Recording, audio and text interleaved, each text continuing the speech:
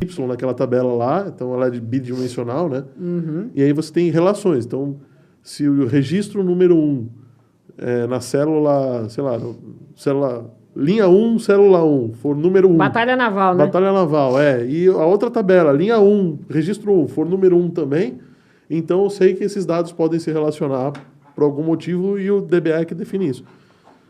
E no não estruturado, como é que funciona? Como é que funciona um banco de dados não estruturado? Você já contou, mas detalha mais essa... Então, vou detalhar para a galera em casa pensar assim, ó, o banco de dados estruturado, que a gente falou que é o SQL, Isso. a primeira característica dele é que para ele atender aqueles conceitos do SQL, que é o Select Query Language, que dá para fazer essa batalha naval de ligar os dados, ele segue uma série de padrões que estruturam os dados dessa forma. Certo. E nesse conceito, a primeira coisa que tem que ter é uma estrutura muito bem definida. Então, alguém foi lá e criou o campo de batalha naval. Criou uma tabela que tem tabela pessoa. Aí tem a coluna nome, sexo e data de nascimento, etc, etc, etc. Ah, legal. Aí criou uma outra tabela... salários ou cargos, e sei lá, e foi fazendo uma relação... Aí como é que se relaciona a pessoa com cargo? Através de um código. O código, então aqui a pessoa tem assim, cargo da pessoa, né? Na coluna a pessoa tem assim, cargo 33, aí tem a tabela lá, cargos, aí tem o ID, aí vai ter lá 33 e vai ter o cargo gerente de dados, por exemplo. Tá bom. Aí você consegue ligar as duas tabelas e chega na informação. Quando a gente vai para o banco de dados NoSQL, o que muda é que tem primeiro vários tipos de NoSQL, então nem dá para falar assim, vou falar genérico. Tem os bancos de dados chave e valor, que é uma categoria. Tem os bancos de dados orientado a documentos, que é outra categoria que é fácil também de explicar. Tem o banco de dados orientado a grafo, que é o que eu expliquei do Waze, né? Mais ou menos ali aquela ideia. E tem o banco de dados colunar, que é um outro conceito, ele é parecido um pouco com o que a gente conhece do SQL aqui, mas muda um pouco. Acho que para explicar até é mais confuso, porque é tão parecido que o diferencial fica um pouco difícil. O que o pessoal mais conhece, que deve ser o MongoDB, o Elasticsearch, esses assim, a primeira característica é que você não tem definido o esquema. Então, se eu criar, por exemplo, uma tabela... Eu vou jogando informação. É um bom começo, mas eu vou, ao invés de definir pessoa, tem... idade, sexo e tal, eu vou falar, tem um lugar para guardar a informação de pessoa. Tá bom. Então eu vou jogando o que tem. Mas aí pode ter uma pessoa, por exemplo, que pode ter uma pessoa que não tem idade. Tem idade. Ou pode ter Quer dizer, ela tem idade, né? Ela só não está registrado. Não tá informado. Aí, de repente, beleza, eu tô lá na minha empresa e eu descobri que não é só o cargo agora que eu tenho que colocar. Agora tiveram a ideia do Dia dos Pais, eu preciso colocar se a pessoa tem filhos ou não. Do dia para noite, ao invés do DBA ir lá e criar algum esquema para achar essa informação... ele vai simplesmente atribuir, o desenvolvedor vai começar a guardar mais essa informação. A partir daquele momento, entra a coluna de coluna não, né? Aí entra a informação de pai. Entra a informação. Então, para quem não conhece, aqui daí não sei se dá para usar aqui, posso pegar o papel? Pode, por favor. Então, mais ou menos, isso aqui é um documento, né? Isso aqui é um papel. E aí você tem várias informações aqui que estão cadastradas. É como se cada vez que alguém inserisse alguma informação, fosse um papel. Esse aqui é a pessoa. E eu vou registrando informações. E quando você não acha a informação? Aí mas aí tá dentro do triângulo, porque não vai trazer, então... Pode ser uma boa análise. Esse tipo de informação não tá tão... Não tem disponível. Simplesmente não tem disponível. Não tem disponível, exatamente. Então, Google, por exemplo, deve usar uma coisa parecida com isso. Aí é o que eu falei do caso de uso, né? Se, é uma informação extremamente... ou é um negócio extremamente sério e eu preciso garantir que tenho as informações e tal, eu vou ir pro mundo do SQL. Se é um negócio, vou dar um exemplo, pedido de compra em site.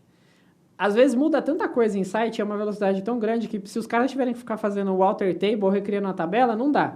Um pedido não é tirar uma lista de compra que eu fiz.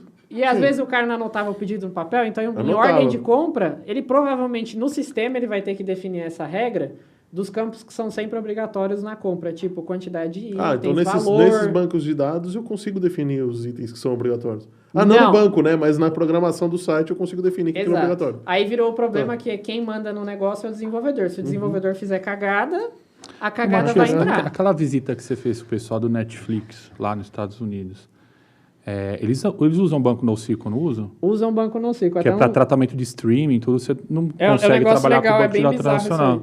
Em 2016 ou 2017, eu cheguei para os Estados Unidos para ir participar de um evento de Big Data, né? E aí, na época, a galera com quem eu tava conhecia uns russos meio loucos lá, uma parada louca. Depois até conta a história. Sempre Eu vou tem contar a russo história metido aqui. no meio, né? Impressionante. Esses caras tinham trabalhado Russo em uma meio louco é empresa de pleonasmo. entretenimento no Brasil. E aí, eles foram para os Estados Unidos trabalhar lá e se conheciam e arranjaram da gente em Los Gatos, que é a cidade do Netflix. Los Gatos é famosa. É onde fica a cidade do Netflix. Então é tipo, mega deserto, tipo, parece o filme do filme na série do Breaking Bad, Breaking sabe? Bad. Só deserto e aí, pá, Netflix. E o Netflix, ele usa lá duas tecnologias de banco de dados NoSQL, eu usava em 2017, mas acredito que hoje em dia, que é o Cassandra e o Solar. Então ele tinha um que é o banco de dados colunar, né? O banco de dados colunar, ele tem uma questão muito legal, que os dados são armazenados em colunas, né? Então eu posso criando, ao invés de, por exemplo, ir pivotando em linhas, eu não vou armazenando assim, ó, rua, rua, rua, rua, rua. Ao invés de armazenar uma rua embaixo da outra, pode ser que faça sentido para o caso de uso, armazenar... Uma rua do lado da outra. Exato. Então, não é que na lógica de armazenamento para o desenvolvedor, essa informação vai estar necessariamente uma do lado da outra na mesma linha. Mas a forma como o dado é armazenado no banco de dados, ele vai estar tão em uma série que você vai conseguir puxar um range de ruas em sequência. Então, aí eu vou dar um exemplo quando a gente está vendo Netflix. Quando você está vendo Netflix, você concorda que na sua TV aparecem várias fotos, né? Você está vendo o filme e são time-lapses, né? Os frames. Aliás, deixa eu só fazer uma pequena interrupção aqui, importantíssima. Já que a gente está falando de guardar informação, guarda a informação da gente nesse canal aí, aqui, aperta o botãozinho de se inscrever, dá o joinha, ativa o sininho das notificações, porque... Se vocês gostarem, eu trago esses caras de volta. Vocês voltam? Opa. Boa volta. Então, tranquilo. beleza. Fácil. Pessoal. Demorou. Então, vamos Tá legal aí. tuchar o Uma joinha aula aqui cara nesse da vídeo. Impacta tá sendo feita de graça aí. Olha, Pô, é verdade, né? Ô, pessoal da Impacta, vem aí com a gente, Patrocina. Pô, verdade, Isso daí. eu faço aí. É depois. Impacta, patrocina. Conversar com o pessoal, se Faz vocês a quiserem média. conversar com uns doidos de marketing, de cloud, tem uma galera louca lá, eu passo Pô. aí depois. Pô, eu sou ex-aluno da Impacta também. É mesmo? pronto. Cara, É que mesmo. legal. Eu fiz... Conectado. Fiz nos anos, acho que foi 98 ou 99. O cara tava usando fralda nessa época, né? Pô, eu nem vou falar, eu lembro exatamente meu primeiro ano de escola, 99. 99, eu tava na Impacta fazendo... Opa. Aí, tá faturando já. Tá faturando um dinheirinho. Dinheirinho. Eu tava na Impacta fazendo curso de desenvolvedor de comércio eletrônico. Puta merda, Desenvolvedor que de legal. comércio Era o da Barra eletrônico. Funda? Que Não, era lá na Paulista. Era Era lá em na cima Paulista do Stand já. Center. Ah, então é lá mesmo, lá. Hoje em dia o MBA Agora fica lá. não tem mais Stand Center, né? É, o MBA fica Faliu lá, é o que agora tá Stand remoto, né? Agora tá remoto. É, com tudo que tá acontecendo aí e tal. Eu tava lá, depois eu fiz um módulo... Eles tiveram um módulo que era obrigatório de linguagem de programação, que pra mim foi baba, porque eu aprendi a escrever no MSX, né? Então eu já sabia Basic. Então... E depois foi tudo lá na Paulista. Era legal que, tipo, a gente ia, subia no prédio, né, pra ter aula. Na saída, a galera já passava lá no Xing Ling, comprava um monte de muamba e ia pra casa, né? Então, Que legal. todo dia a gente voltava com muamba pra casa. Bom, mas, cara, continua contando aí. O Netflix... Ah, então vamos lá. Vou contar a história do banco, agora um outro banco de dados que é o Colunar. Tá. Qual que é a ideia? Sabe quando você está vendo Netflix ou o Amazon também tem isso? Eu acho que até na Amazon tem um exemplo melhor para dar aqui. Você está assistindo e você dá um pause. Sim. No Amazon você dá um pause. Naquela cena ele mostra quem é o ator que está na porra da Eu cena. achei fantástico. Sim. Ali tem um ali- sistema de reconhecimento de imagem Isso. para o cara saber as caras que estão lá. Depois ele deve procurar Eu numa queria ter base uma de lousa, dados. dá pra explicar como é que ele reconhece, monta, põe, é uma parada louca. Imagina assim, ó, ele vai pegar e vai... Porque não tem um palumpa ali vendo todos os filmes e digitando quem tá em cada cena. Não tem. né? Seria engraçado, mas não tem. Não tem, né? Não tem. Que é o turco mecânico, né? Não tem um turco mecânico Turco lá. mecânico, eu gostei o dessa... Mechanical Turk, ele... Procura no Google aí quem quiser depois turco mecânico. Turco mecânico. É a história de um cara que jogava xadrez, né? Tá. E aí ele tinha inventado um robô. Na verdade, assim, ele inventou um robô que jogava xadrez e esse robô ganharia de qualquer um. Numa época que não tinha tecnologia direito. Tinham 2 anões dentro de um bagulho de lata, assim. E aí um anão olhava, falava pro outro e o outro anão mexia. Só que, tipo, você vai ver a foto aí na internet, é todo de lata e parece um robô mesmo. E aí ele ganhava Tá de todo muito mundo. longe. Ele ganhava de todo mundo ali o negócio. Então é bem legal. E aí, com base nesse nome, várias coisas de tecnologia hoje, fala, isso aí parece turco mecânico, que é tipo aqueles robozinhos que robozinho preenche que- CAPTCHA, etc, Sim. sabe? Que não é robozinho, né? Tem alguém ali, eu acredito. Tem indianos lá por Tem. 50 centavos o clique fazendo isso. É Eu real. cheguei a fazer isso. Cheguei a pagar.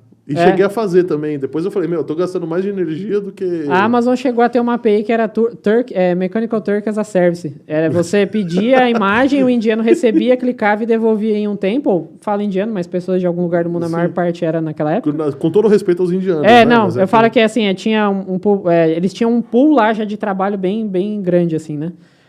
Mas vamos voltar na tabela do Netflix. É mais ou menos assim, ó, tem um vídeo. Esse vídeo, sei lá, tem 2 horas de imagens. Esse algoritmo pica esse vídeo frame por frame.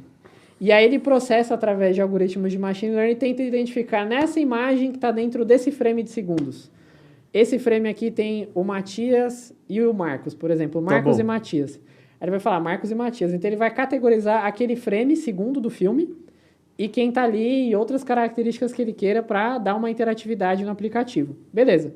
Quando você estiver vendo o filme, imagina que tem um banco de dados. Já pensou se ele tivesse que, na hora de dar o filme, dar outras informações complementares dessa experiência toda e ficar buscando num banco relacional normal?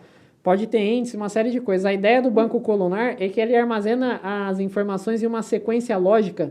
Fisicamente, se a gente pegar o HD, o disquete lá, a fita, tá uma informação tão colada na outra como se fosse um barbante assim. Perfeito. Do começo ao fim, essa informação é totalmente contínua. Tá. Então, se a gente está vendo um filme, esse filme é um time-lapse. Sim. E aí, se a gente vê esse filme nessa série temporal aqui, nesse time-lapse, ele vai conseguir ter a performance de toda vez que ele vai respondendo o próximo, essa informação tá quente para ele, porque é só ele continuar movendo, pensando no disco mecânico, né? O disco, ou movendo entre a informação... A fita mesmo. A fita, ele vai chegar lá. Então, a ideia desses bancos colunares é a questão da performance... Então ele tem como se fosse uma informação, sei lá... Não falando que do segundo 10 ao segundo 40 o André tá na cena. Mas ele vai falar do 10. André.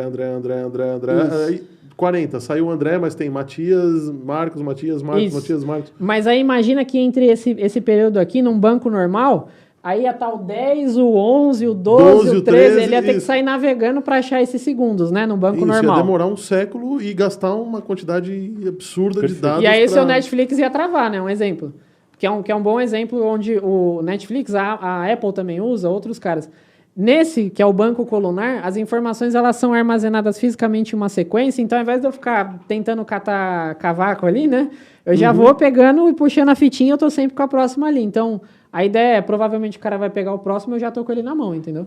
Então o cara meio que prevê, ele já tá com a informação, ele tá com a imagem renderizada do próximo sempre na mão. Mais ou menos isso. Óbvio que tem tanto mais coisa por trás disso, e se eu falar assim, o Netflix é só isso, não, tem muita coisa mais no meio do caminho ali, mas...